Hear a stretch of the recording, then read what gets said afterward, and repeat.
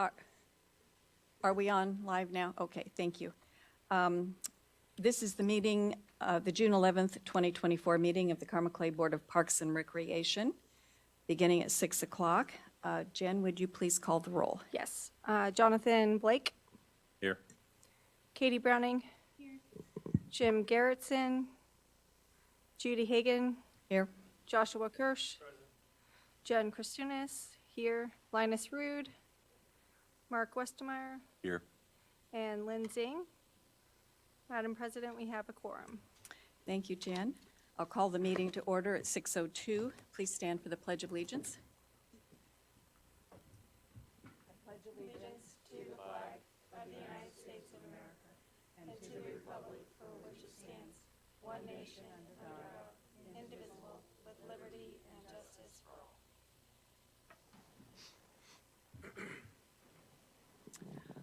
Our first order of business is public comments. I don't see any public here to address us tonight, but I would like to welcome Katie Seppi. Is that correct, Katie? That is correct, thank you. Okay, and you are our CAPRA review team lead for our new accreditation process, so welcome to Carmel Clay Parks. Well, thank you. I'd like to really just start off, thanking the staff. We had a very nice tour today.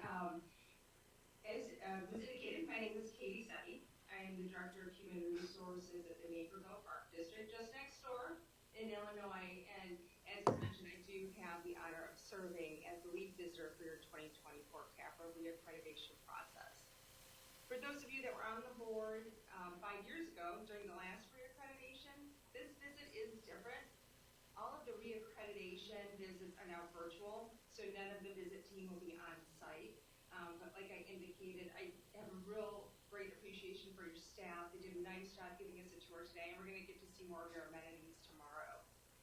So for those not on the board during your initial accreditation in 2014 or the reaccreditation back in 2019, a team of volunteer visitors from the Parks and Recreation industry serves as a visiting team, and we look at your self-assessment, and there's an assessment of 154 standards, and we're looking at these standards on behalf of the Commission for Accreditation of Park and Recreation Agencies.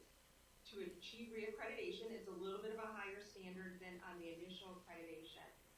An agency needs to comply with 36 fundamental standards, and then 112 of the 118 non-fundamental standards. Ultimately, the visit team will submit a report following the visit, and the CAPRA Commission will determine accreditation status at the National Parks Recreation Association Conference in October of this year.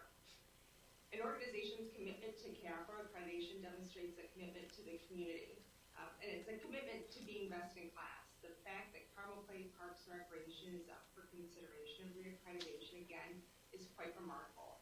If you think about it, the previous accreditation was in 2019.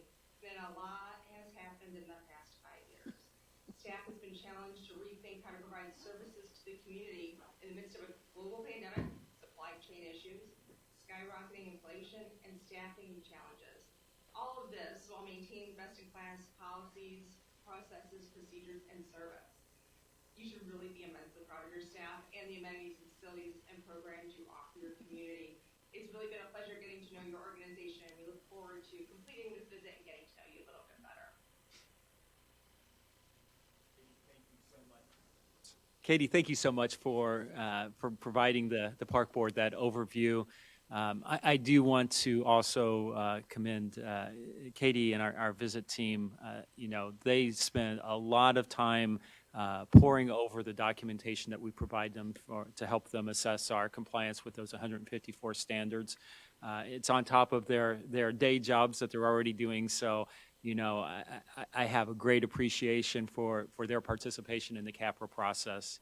They're a key part in us hopefully achieving reaccreditation.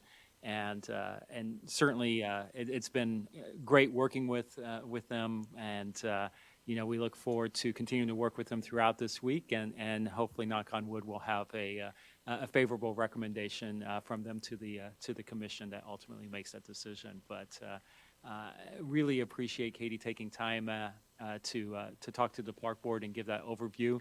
You know, we were discussing earlier that we wish that we could have them here so they could see the doing a virtual video tour via phone. Although they did get to impromptu meet Judy at the community center, but it's not quite the same. So we wish they could be there, but nonetheless, you know, the commitment that's made is just incredible, and want to thank you for your participation in this very important process to us. And Katie, are you going to give any kind of overview, or is that it, or make That was questions it. be I'm asked? sure if there's any particular questions that the board has, you know, Katie and or you know, Curtis and I are happy to address those. If not, we can give Katie some time back. Well, thank you for the positive comments so far, Katie. I just wanted to add, during the last 5 years, as you noted, it was a challenging time, but the importance of park and recreation is what kept everybody sane through the whole process. So it turned out to be really a bonus for park and rec systems all over the country, I think. I completely agree. Are there any questions for or comments for Katie? Okay, then I think that wraps up this portion of our public speak then. And Katie, you're, Have a good evening. Thank you, Katie. Good evening. see ya. We'll talk to you tomorrow. Thanks, Katie. We'll move on to staff reports. Curtis? Thank you, Madam President. Staff reports are included in your park board packets. As Michael and Katie noted, staff's working diligently to get the park department reaccredited, and so far I think things are going very well. So happy to answer any questions that you have. Curtis, I had one question. Sure. On the ESC for the enrichment and the discount rates we have for the Carmel Clay Schools folks, is that also counted on the page for scholarship and that kind of thing, or is that a separate tally? That is not, wait, the employee discounts are not counted on the scholarship On the page. scholarship, okay, that's a separate That is thing. completely separate. Okay, thank you. Are there any other questions? Mark? Thank you, Judy.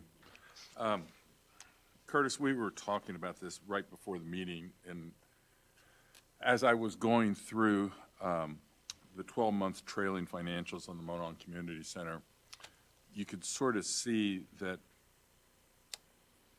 what's gone on in the last 12 months and the fact that we've reached probably full number of employees, yet our revenues have increased about $1.2 million, and our net income has actually started flattening out. So I'm going to assume that that's the new trend since COVID, and that there's probably quite a few factors going into it. I didn't know if you wanted to address that or not. So I still think there's a little room for growth. This summer, we have started off a little bit slower with regards to just the weather's had a little bit of an impact on the water park. But I do think that the new trend, I do think inflation's had a pretty big impact on a couple of things. First and foremost, what we're paying our staff has changed significantly. We've had to make numerous adjustments just so that we can stay competitive and have the number of staff that we need in order to, you know, provide the services that we do to the community. This is the first summer that I can remember in the last 4 years where we're fully staffed. And so naturally our part-time wages are going to be quite a bit higher, but also the inflation, the impact of inflation on what we're paying for supplies and services is, I think, starting to show a little bit. I hope that it levels out and, you know, we have some, you know, a little bit more, I hope it levels out here in the next year or two, and, you know, and we end up in a pretty good situation. I'm not overly concerned with anything at this point. I do think that we'll end the year at cost recovery, but there are a couple of things that I'm tracking. There are also some items that are in the P&Ls currently that are having a bit of an impact on the bottom line. Things that historically, we've used capital funds to purchase things like drain grates, VGBA drain grates that have to be replaced every 10 years in our pools and our water park, that are now in the, that we've transitioned to the 109 fund. Things like, I don't know if you remember this project, but we replaced all the LED lights in the community center a couple of years ago. Those are starting to actually go out at this point, 7, 8 years later. They do have they don't last forever, and so we're having to initiate some of those replacements as well. So that is the, one benefit to having the township funds available for capital repairs and replacements is, we've used it for that purpose, but some of those things are being moved to the 109 fund. And so I do think this is the new normal. I do still think there's potential for additional revenue growth, but there are some things that I'm tracking and keeping an eye on. But I mean, it's a great point and something that we're definitely tracking. Well, if it's the new normal, then we have to adjust to it. Yeah, Although it's disconcerting yeah. that our revenues can increase by $1 million, yet our Also keep in mind income that, isn't. And I can really understand especially with the payroll changes that we've had to adjust because of being able to bring people in to actually be able to work. and we'll talk a little bit about this at the finance committee, committee meeting, but I think that the park board needs to be open to adjusting fee increases annually. Typically we try to do it by, every 2 years, but this is just something that we're going to have open conversations about and, address as needed. I do want to also point out, though, that we haven't had a significant capital improvement project at the community center for a while that we've actually used 109 funds for. And so you're also going to notice that net income has decreased a little bit because we do have some expenses associated with the indoor playground in our P&L statements as well. So there are some contributory factors to why it looks a little bit different. I think we're in good shape. I do think that we'll end the year at cost recovery, but are we going to end the year at $750,000 net income? Probably not. So, I mean, I just think we just have to have open dialogue and address as needed. Yeah, I didn't see it as a major area of horrible concern. Yeah. But it's a trend that isn't what you would like to see after all these years. But I understand what goes into it. It just means I think we need to be really looking at the future and probably have to adjust the way we used to do things. And when we took into account what was going to, where our break-even points and such were, I Yep. think it probably changed pretty significantly since COVID. Yeah, I think that's all very accurate. And I also think, we got a little spoiled. Obviously, 2020, 2021 was not being spoiled because of the challenges that were presented by COVID. But, 2019, maybe a little bit in 2018, our margins became a lot wider than they historically have been. We're getting back to those more historical margins again. We're still above them, but, we're trending closer to them than what we were, the historical highs. So, but again, we have to be prepared to adjust to the new normal, make sure that we're watching our expenses closely, not that we haven't, but it's just paramount that we continue to do so. Well, I appreciate that, and I certainly always have loved trailing financials so that you can see the bigger picture of what's going on. So thank you very much. Madam President, Mayor? Yes, Joshua? To kind of carry on with some of Mark's comments is I've never been a fan of when we do these like bumps. I'm okay with us raising, but I think it kind of hurts when we end up after 2 years, having to raise it so significantly. So just to reiterate, I've always been a fan of a more consistent, we raise it, and I can't help but bring it up for the 100th time.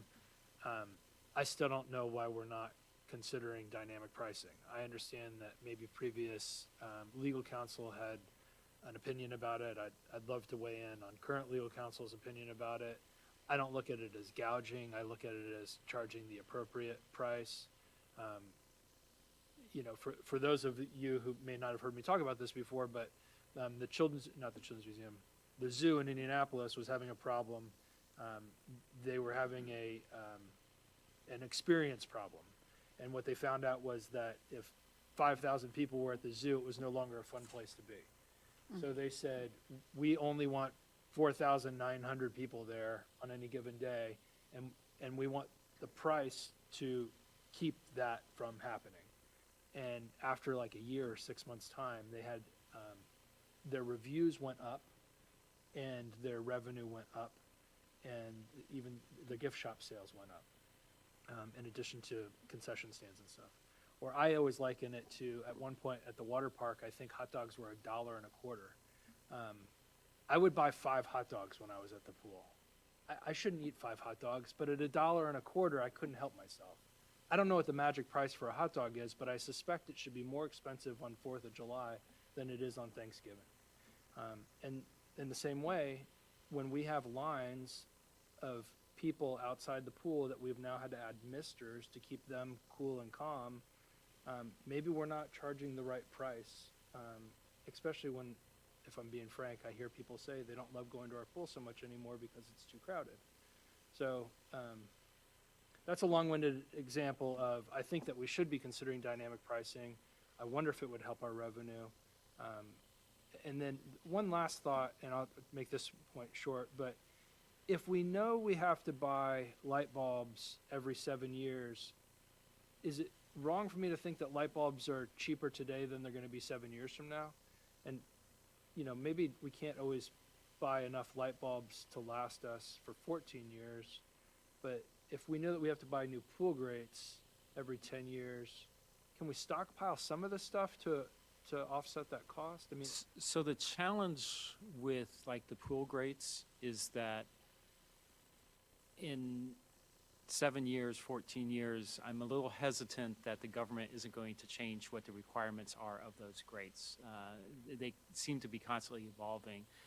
The drain grates have a manufacturer's date, and it's stamped the date that it's actually manufactured. let's So not use the pool grates. Yeah. And let's not get caught up in the detail, but LEDs, I would make the argument that the technology changes significantly. I've been yeah, involved in some that's pretty fair. big energy efficiency conservation grant programs when I worked for county parks, and the technology evolves significantly. So I would be hesitant to make a large investment and then, find out, 10 years, 5 years, 10 years from now that, there's something that's 10 no, times more energy that's all efficient. completely reasonable. That's the Yeah. reason why I asked the question. And I will assure you that while, we've received past legal opinions regarding dynamic pricing, I am constantly, and I know staff is always looking at pricing models, looking at what other park systems and other organizations are doing. So, it's not that we've completely shut off no, never type things. It's a constant assessment as to what's viable with it. I mean, it's finding that right component of, first of all, of course, what DLGF and State Board of Accounts are going to allow us to do in compliance with state statute, but two, finding that right crossroads between supply and demand, and also the expectation of a public service. So but I do want to assure you that even though in the past we've been told no, absolutely not, based on legal advice, not current counsel, of course, because this is the first he's hearing it, but we are constantly looking at pricing models and if something that maybe was implemented in the private sector before wasn't previously, if things change, I mean, I'm always open to revisiting. Thank you. Good point. And can you remind me what the rules are for the pool opening? I've already had people ask me, because I know the weather was bad, and once we don't open, we're down for the day, right? Essentially? Is that? Yeah, so I mean, there's a couple of ways that we look at it. I'll start with like the temperature perspective. Like 2 days ago, it wasn't supposed to reach 70 degrees until later in the day, and we know that we know what the dollar amount is that we need to generate in order to cover our expenses for the day. So if we open when temperatures are below 70, we just don't get the attendance that we need to make it worthwhile. So we typically will delay until like 1 o'clock, and it just buys us a little time to let the temperatures creep up and let the crowds start to come out, which allows us to decrease and make staffing adjustments as well. With inclement weather, We do have a paid-for service that we monitor the weather very closely with. It's a couple of individuals taking a look at the forecast and making the best educated decision that we can based upon the information that we have at our discretion. If it's calling for storms all day, we're just not going to risk it because, we don't want to have a park full of people that we have to then, close the park on after we've been open for an hour because you just get so many people that are upset with that. And no matter what decision you make, sometimes people don't love it, but I think 95% of the time we get it right.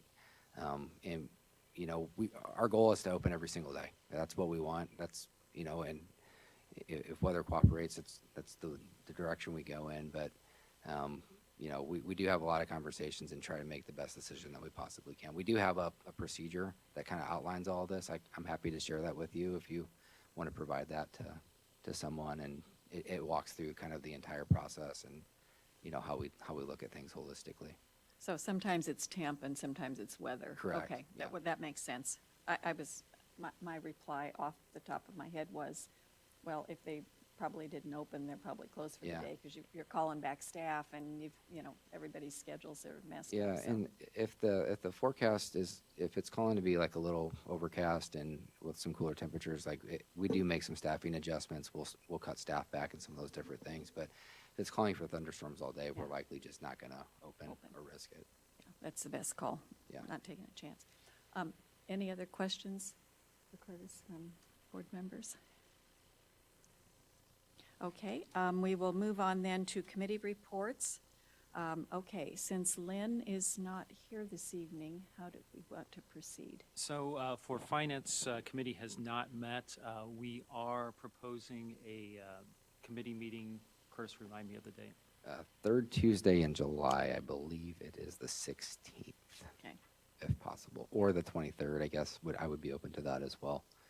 So we'll have Curtis send out to the Finance Committee those proposed dates, find which date works best, and we'll get it noticed.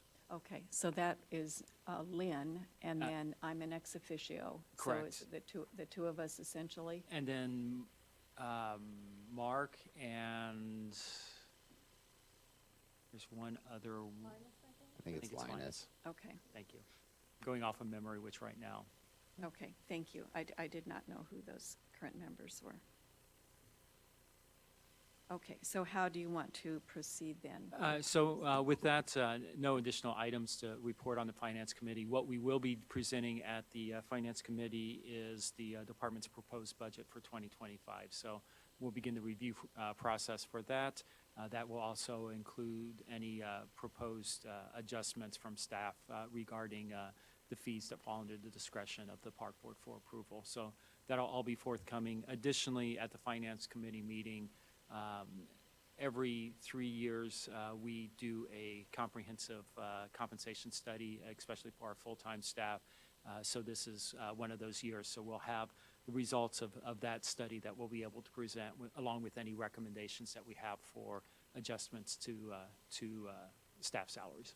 Okay. Okay, so that concludes the Finance Committee report. Yes, ma'am. Okay, then we'll move along to 5B, ad hoc committee appointments, and that is my prerogative. Thank you all. And I would like to appoint two committees. First, I would like to appoint a master plan, the next master plan for 25-29 committee, to just take a deep dive into that before we all sign off on it. And I've asked Jen to chair that. And Joshua and Linus have agreed to serve on that committee. And then I would like to establish a PRIF committee to just follow the new reset on the park impact fees so that we're staying on top of that and understand what's going on. And I've asked Mark to chair that and Jim Garrettson to serve on that as well. So with those duties, I think, did I get everybody? Jonathan and Linus on the review with Jen. Joshua's on Plan Commission. So I think everybody's got a little extra duty to do, and thank you all for accepting, because I know, at least for the short term, it'll be an extra meeting, but the goal would be to keep that everything to an hour. I think just for clarification. Yeah. you announced that you asked me to serve on Plan. on the long-range master plan. I think you meant Jonathan. I'm sorry. That's okay. I'm sorry, Jonathan. I know you were looking at me. That's what made me think, Yeah. okay, did I miss? I'm Nope, sorry. I nope. apologize. Jonathan, just- Jonathan and Linus. Want to clarify for anybody who's maybe following along. Who, Thank you. yeah.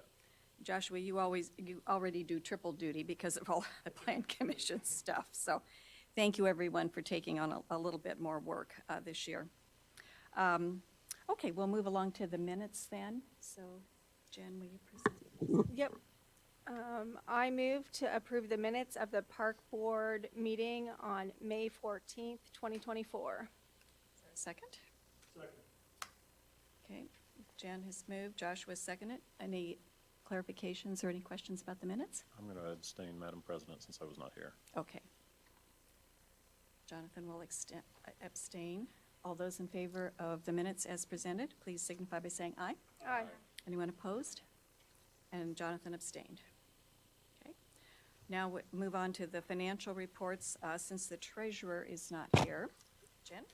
Sure.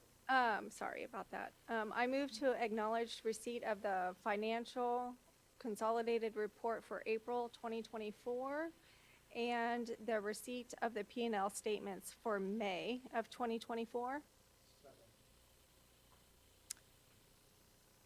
Are you skipping A, or you want to do those together? No, she hit both. She read them together. I did them both. Consolidated financial She, report? she called it the financial consolidated. She just Gotcha. inverted the words, but same Sorry. thing. Sorry. Okay, so agenda items 7A and B have been moved by Jen. Is there a second? Second. Joshua? Any further discussion or questions? All those in favor signify by saying aye. Aye. Aye. Anyone opposed? Carried. Okay, now we'll go on to claims. Thank you. I move to approve the claim sheet dated June 11th, 2024. The Carmel Clay Township claim sheet dated June 11th, 2024. And the CCPR payroll for May 3rd, 2024, and May 17th, 2024, and May 31st of 2024. Second. Joshua will second. Any questions? All those in favor signify by saying aye. Aye. Opposed? Okay, motion carried. We're on to number 9, monetary gifts, grants, partnerships, and sponsorships. Eric? Thank you. We had 6 contributions for the month of May, totaling $4,900. So we had one for $1,500. That was a sponsorship from Puccini's Pizza for our water park cabanas. So this is a new sponsorship track that we're taking since we have 24 cabanas out at the water park now with the new additions that we made last summer. So we're doing, we're allowing for some sponsorships, so some fairly minimal signage, nothing super intrusive, but something that is showing that sponsorship level of a couple local companies to get them some recognition and things. So this is one of our first ones, was Puccini's. We had 2 donations to the Amy Furry Dog Trail over at the dog park of $100 each, one by Peggy Worcester and one from Barbara Knight. And then we had a $100 donation made from our anonymous donor for staff appreciation. We had a $300 donation from Tikal Incorporated Construction that went to our adaptive 5K event. And then a grant that we received, a $2,800 grant from the Amherst Butler Audubon Society for our nature programs.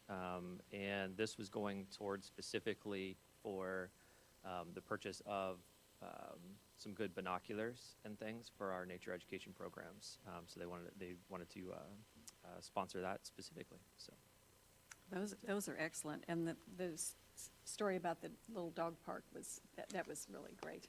Yeah. Madam President? Yes, Joshua. I am, as always, overwhelmed by this generosity. Most specifically, this huge grant for binoculars, which is pretty cool. Always a big fan of anonymous donors and just everybody who's willing to contribute. So I move that we take this money to the bank just as quick as we can. Joshua has moved, we accept the gifts. Is there a second? Jen? Okay. Any further discussion? All those in favor signify by saying aye. Aye. Anyone opposed? Motion carried. Okay, new business. Michael? Tonight, we're requesting consideration of Resolution G 2024-001, which would enter into a lease agreement with Clay Township for extended school enrichment office space here at the John Hensel Government Center. In front of you is the actual resolution, which was drafted by legal counsel as a mirror resolution is or soon or has been, has already been approved by the Township Board. So upon the Park Board's acceptance, it will be official. But what we are looking at doing, recently the Hamilton County Assessors vacated their satellite office here in this facility. And what we have discovered is that with our staff numbers rebounding post-COVID, that we're getting a little tight in our office spaces available for staff at the Monon Community Center. What we're proposing is moving the extended school enrichment staff here to the Hensel Government Center within the former assessor's office. That gives several advantages. First of all, it gives them a much broader space as well as windows, which they don't have in their current office space. But it makes it easier for them to facilitate meetings with their staff without occupying program space within the community center. During the summer months when there's a lot of craziness going on, it provides them a base to work out of as well. And just overall gives them a more viable functional space than what the space they've outgrown within the community center. In turn, we would then move our human resources unit into the former ESC space, which is more appropriately sized for them. It also provides some more actual closed-door office space, which for an HR function will work much better. Regarding the lease agreement that we've negotiated with the township, it would be a $5,000 monthly rate, which would be paid out of the 108 fund, which has more than sufficient funds to be able to cover that expense. We would also be responsible for common area maintenance related fees, so the utility proportionate share of utilities, security services, those type of things. Those are averaging around $5,000 a month, but again, well within the viability of ESC to be able to support that. Looking at the going market rate for office space within Carmel, I did discuss this with a realtor, and what's being proposed is well within market thresholds, maybe a little bit below. The common area expenses, after reviewing them, I think that they're generally acceptable, not grossly out of line with anything. So the rates are also substantially similar to what the county was paying when it was used for assessor's office, and is also substantially similar proportionately to the rate that the city's Information and Communication Services Department is paying for the space that at one point was occupied by Clay Regional. So with that, I do recommend the Park Board approve this resolution and authorize us to enter into this agreement. Prior to moving forward with the negotiations, I did consult with President Hagan just to make sure that she was aware that we were considering this, and so I didn't wanted to ensure I had some buy-in from the Park Board before I move forward with the negotiations. With that, I'd be happy to address any questions you may have.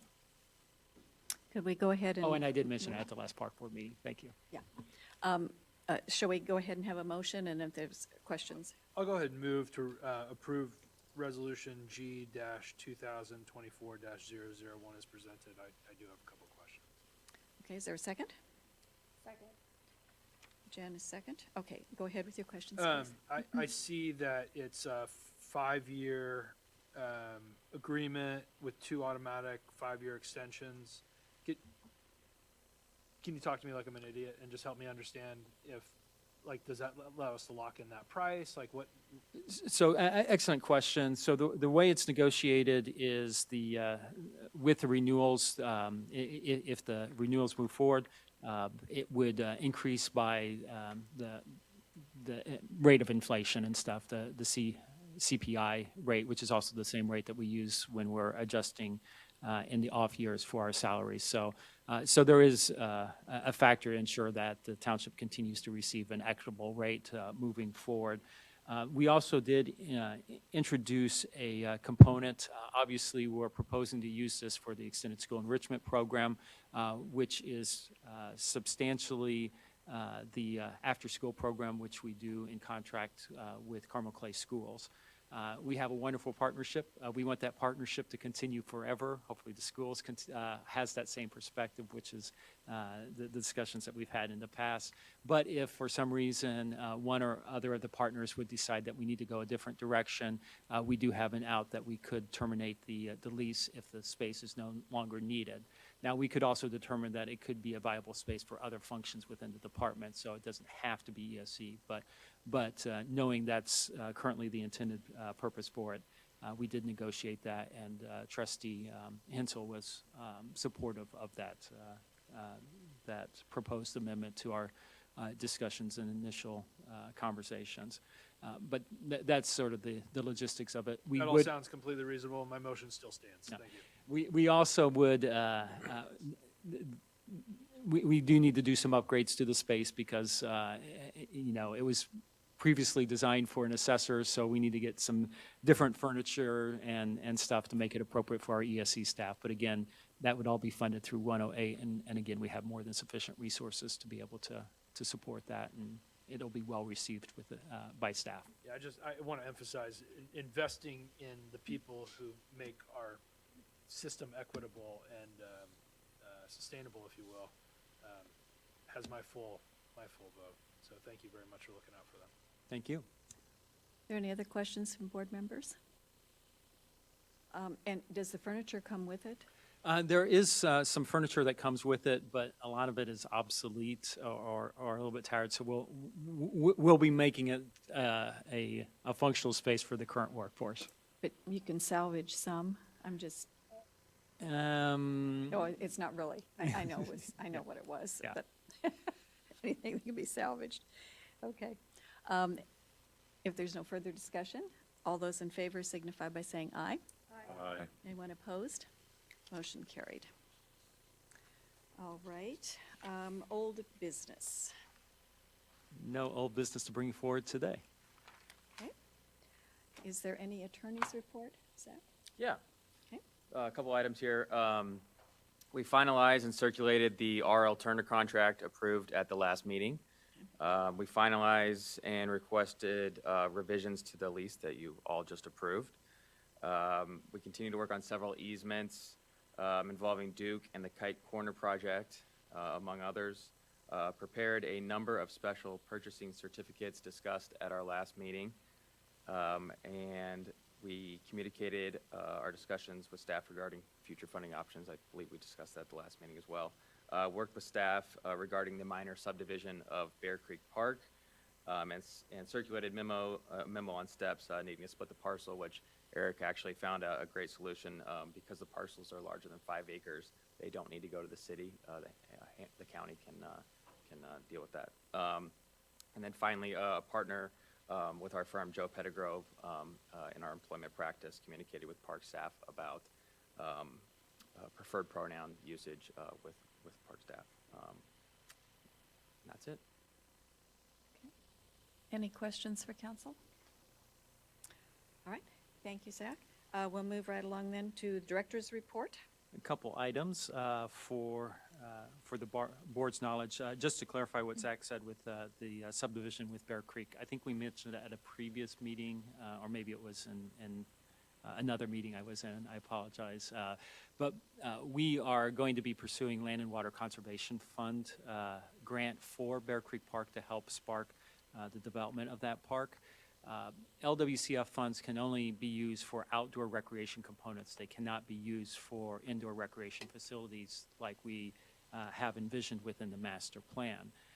And if, based on the advice that we had from Indiana Department of Natural Resources, which administers the LWCF grant, they recommended that we partial out the location that we anticipate the building going in so that we don't create any issues in securing the LWCF grant. Because the last thing we'd want to do is get the grant and then find out down the road when we have more funds that we can't build the building because we received the LWCF grant. So we cut out the section, partial out the section that is where the new pavilion is going to be located so that it doesn't create roadblocks in the future. So that's the purpose for that. It's not because we're planning on getting rid of something or anything. It's simply to ensure that we don't handicap ourselves in the future by hopefully securing an LWCF grant for development of the outdoor recreation components of the park. Some other additional items for the board's information. White River Greenway North Extension.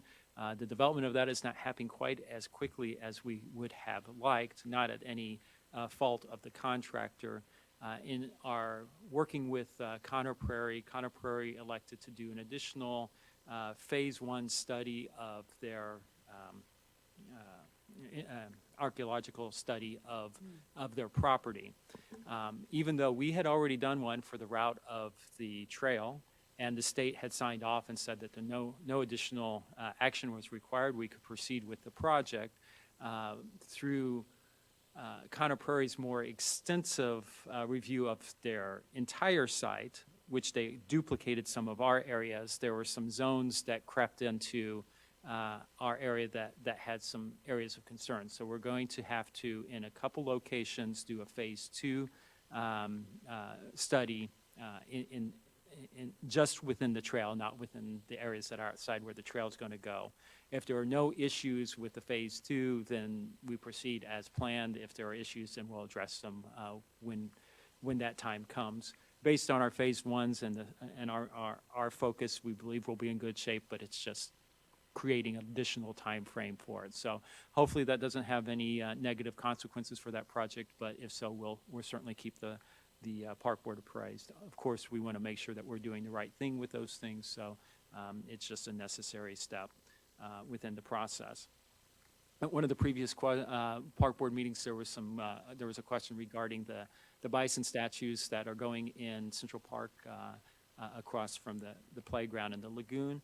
We are continuing to work with the artist on that particular project. We anticipate it's being shipped from Africa, so it's in the process of being shipped right now. We're working on coordinating the placement of the pad by which the statue of substantial size will be placed. So this summer, I'm not comfortable giving anything more specific until it gets a little bit closer to port, but it is in transit and getting closer. Once it gets here, once we have the pad placed, we'll be bringing the artist back who will be finishing the project. We hope to incorporate maybe some kid participation within that project. So more to come, and it is slowly, the bison are slowly coming home. So we're excited about that. More information coming. Judy mentioned with regard to the PRIF study or committee that she formed, the reset on the impact fee. Of course, the city council has passed a resolution that puts some more restrictions and requires council approval for expenditure of impact fees, as well as, more importantly, the issuance of credits. But additionally, at the last city council meeting, and thanks to Judy and others that were able to come for that, including a number of members of the Parks Foundation, the city council on the first reading approved the new zone improvement plan and the increased impact fee rate. They waived the reading and approved that. So that has been approved. The new rate will go into effect on January 1 of 2025. There is a mandatory 6-month waiting period, so we rounded it to the beginning of the closest next month, which makes it easier for everyone to administer. So we've tackled that hurdle, and we'll be pleased to be receiving additional funds. It does have the 11.13% escalator each year, so that by the end of the last year, we're at the maximum rate that the zone improvement plan said we could charge for the impact fee. Obviously, we're in the course of a new administration in the mayoral office, which has also resulted in several new department heads.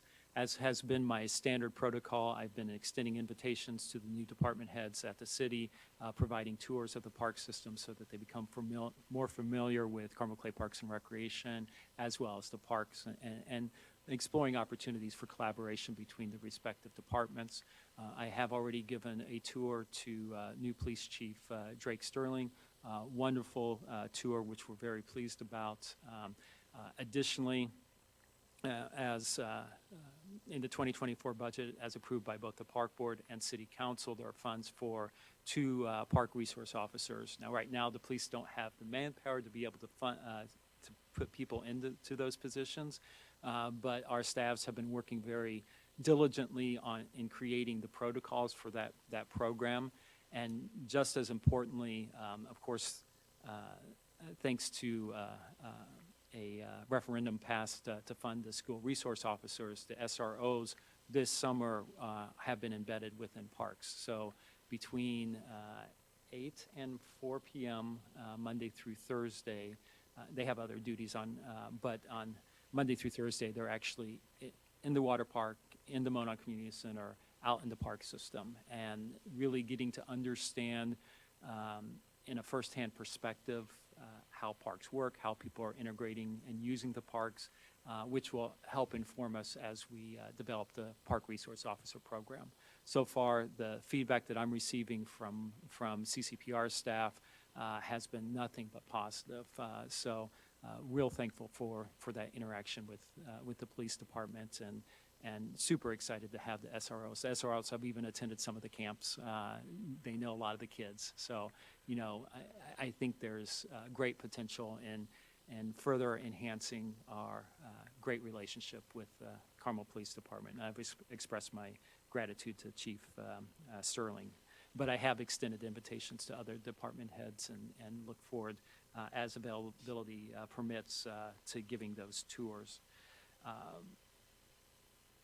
Speaking of the Keeping On a Capra theme that we started the meeting with, I was very fortunate and honored to be selected by the Commission for Accreditation of Park and Recreation Agencies, for which I continue to volunteer, to lead a accreditation visit, an initial accreditation visit to the U.S. Army Garrison in Rheinland-Pfalz, which is in southwest Germany. So I led the first ever international CAPRA accreditation visit.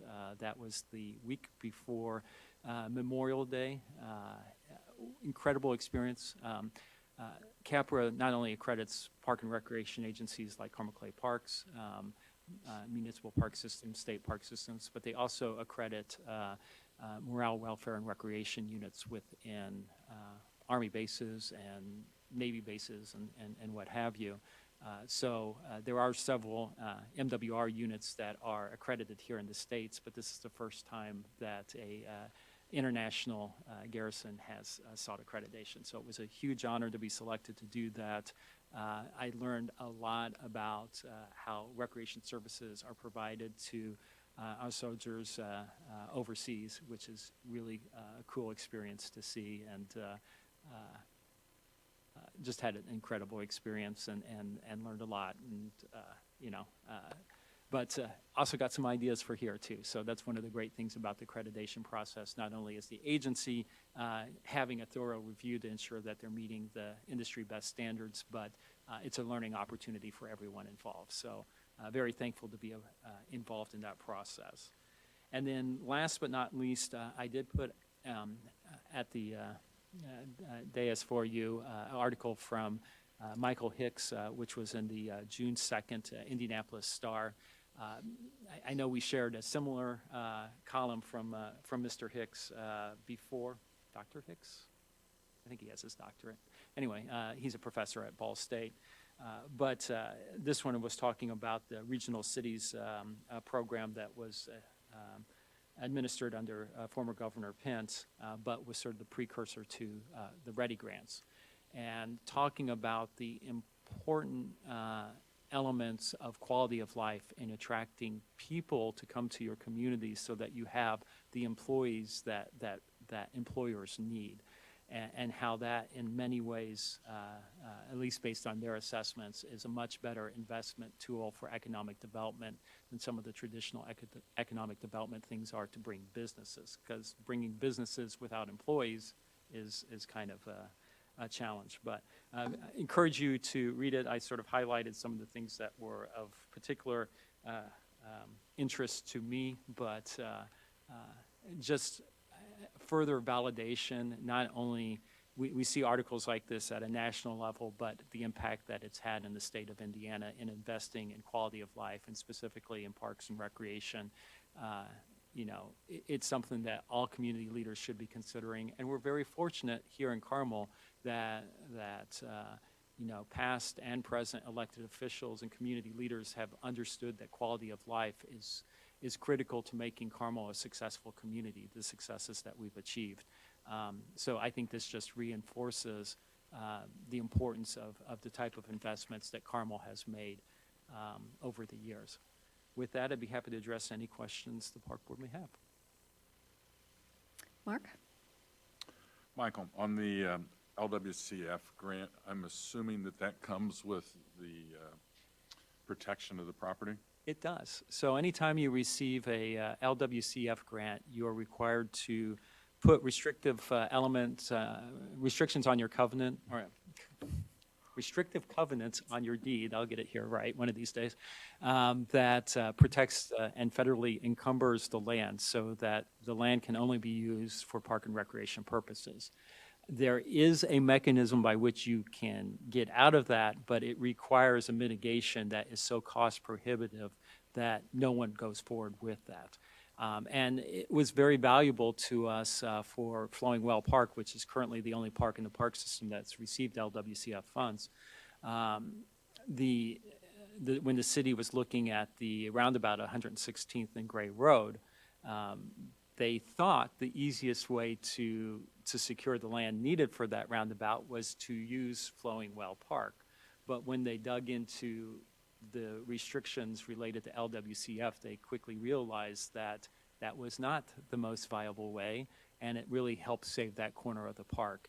And for us, that was really important. I know that the city engineer maybe has different perspectives on it, but from a parks perspective, when you start tearing out the edge of an existing or mature wooded area, what you typically see is that that outer edge serves as a protective layer for those inner trees. And the more you peel that away, typically the inner trees don't necessarily have the same root structures and strength to be able to survive the elements of weather and the winds, the storms, and what have you. So you start seeing that degradation of the forest creep beyond the construction zones over a period of time, and you lose more and more of the forest. So, that park is such an important natural element within the community, and LWCF ensured that the trees in that corner remain protected, which saved much more than just those immediate trees that would have been impacted by the construction project. Any other questions? Katie? I'm really excited to hear about the park resource officers. Our school resource officers are one of the greatest assets to Carmel Clay Schools that have ever been. And so one of the things that I think might be great to bring to a future park board meeting and to the community is how much more they are than an armed officer. Sure. One of the things that we continue to educate our community is how our relationship and partnership with the Carmel Police Department, I mean, they're mentors, they give education, they provide security in the form of, the entry points and our staff, our employees, how things going, you know, to have one person's sole responsibility to be the safety of everyone involved, where that's their job all day long, that's a miraculous gift that we have, to have someone who that's their point. Everyone else, all of your staff, all of your leadership is worried about that too, but that's on top of everything else. So to have one dedicated person that they're looking out for all of the patrons, I think that's amazing. So I'm really excited for you, for our city, to have that in our parks. It does take a long time. I know for our school resource officers, we had to wait over 2 years, because you can't just take a officer off the street. You know, you have to be able to backfill those positions and everything. But I'm very excited about that, and I look forward to hearing more about the partnership with the Carmel Police Department. Thank you, Katie. And you nailed it right on the head as far as what attracted. I mean, the SRO program, I mean, it's nationally recognized here in Carmel, and they do a phenomenal job. And we don't want them just to be, you know, badges with guns in the parks. We want them to be an educational component. And obviously, the police department has demonstrated with glowing results how that can work in the schools. And we believe that, I mean, there's some nuances that we have to do a little bit differently with our settings, but the impact that we make, that educational side, that more preventative side in many ways is what really excites us about the program. State law allows us to, as a park system, to create a effectively ranger program that has the same authority as the police, but obviously we have a world nationally accredited park system, not park system, police department here, and working with them, I mean, collaborating with them in a similar way that the schools have, I think is our biggest bang for the buck, and will have the greatest impact for the community at large. So I'm super excited about that program. And you should be. It is one of the greatest things that we have in our school district, and I'm so excited to hear that the parks may have something very similar. So congratulations on that. Thank you. Mark? I just want to tag on to that one, because my memory is that when we originally built the Monon Community Center, we had a special office constructed because that was our plan back then. So this has been a very long time coming to actually get police within the parks, and I applaud you guys for continuing the work to get that done. Thank you. I've never given up on that. It was a good idea back in 2000, early 2000s, when we were planning the building, in 2007 when it opened. It's a good plan today. Good things always take some time, but they get there. The one that Helen used to have upstairs. Oh, really? Yeah.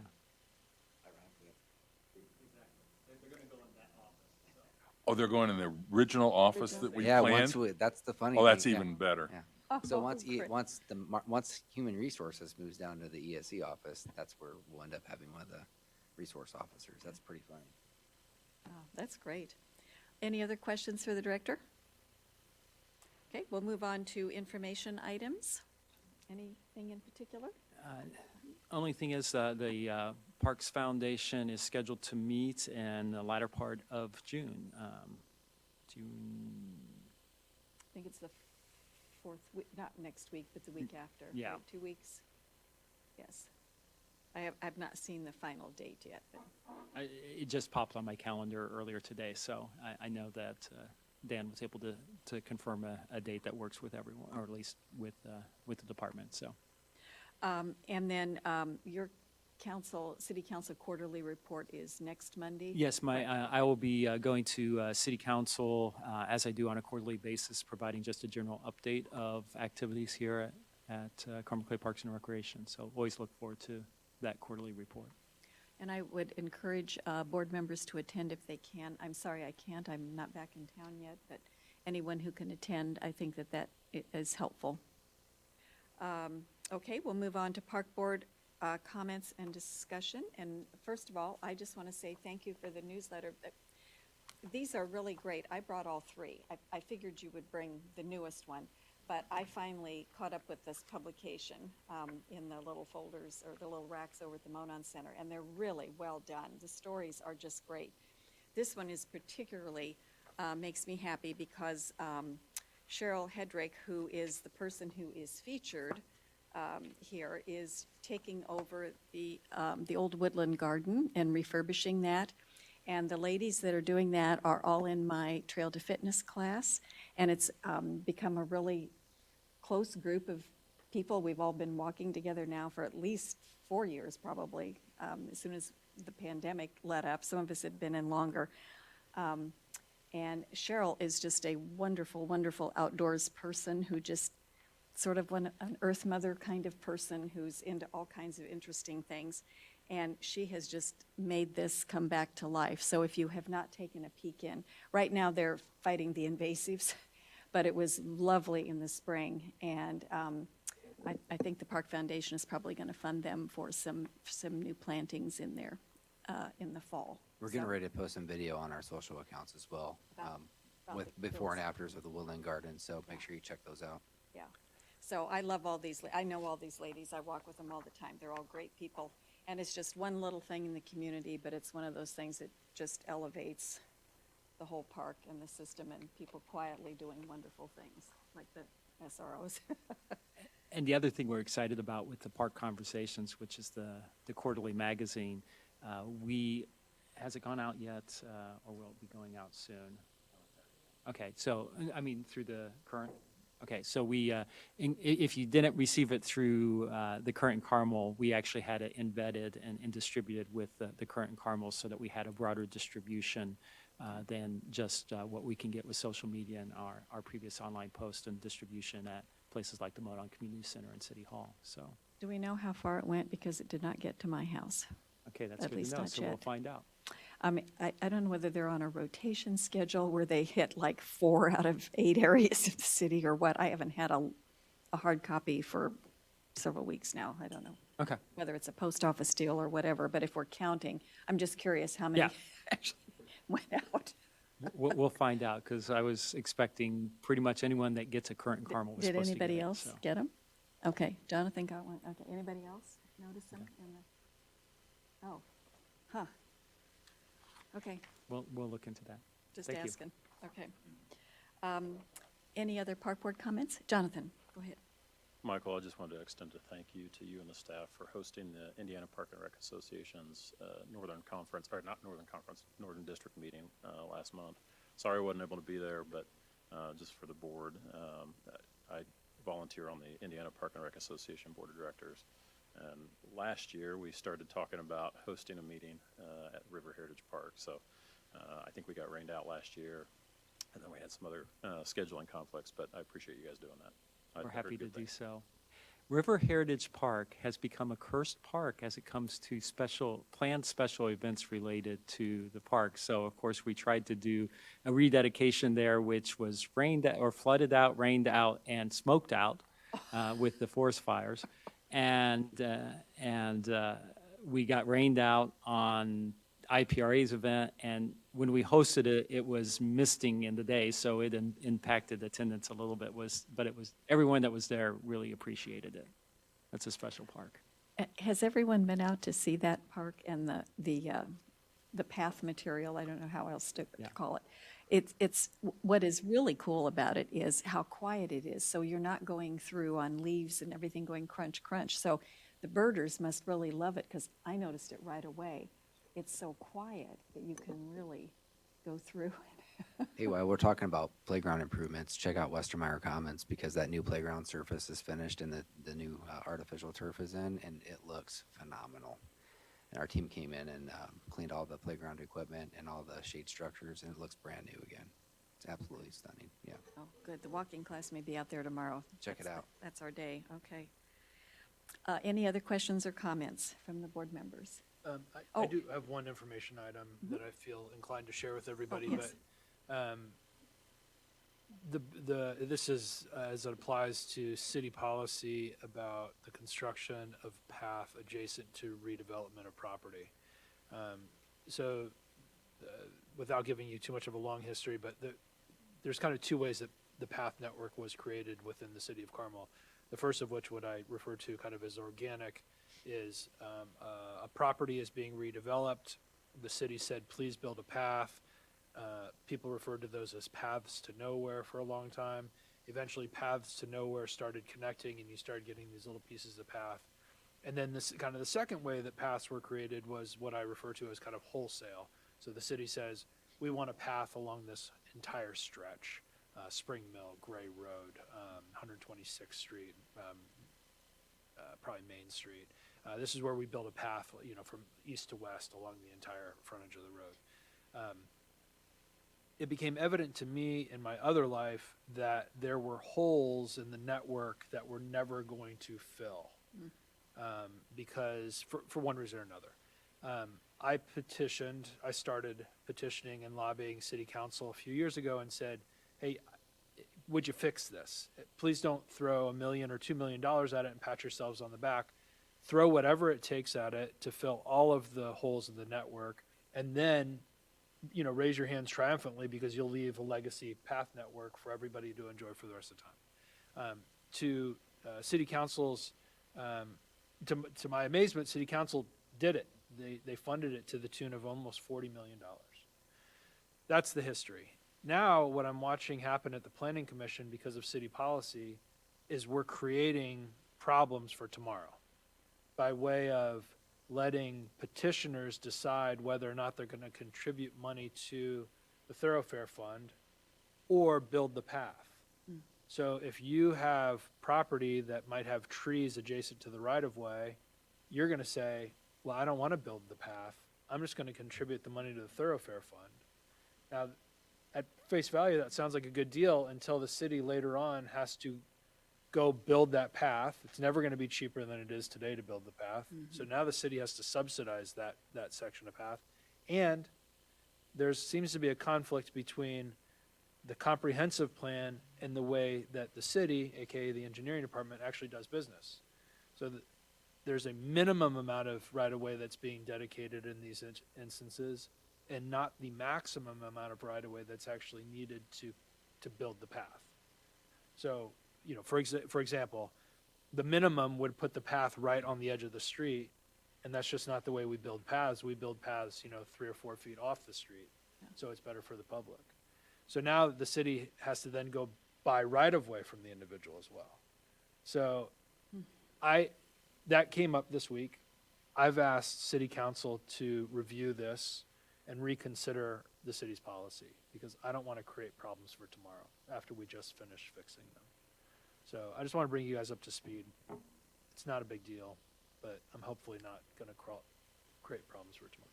Well, actually, it is a big deal because it sort of blows up the overall larger plan. So, okay, we'll have a conversation about that, Joshua. Thank you.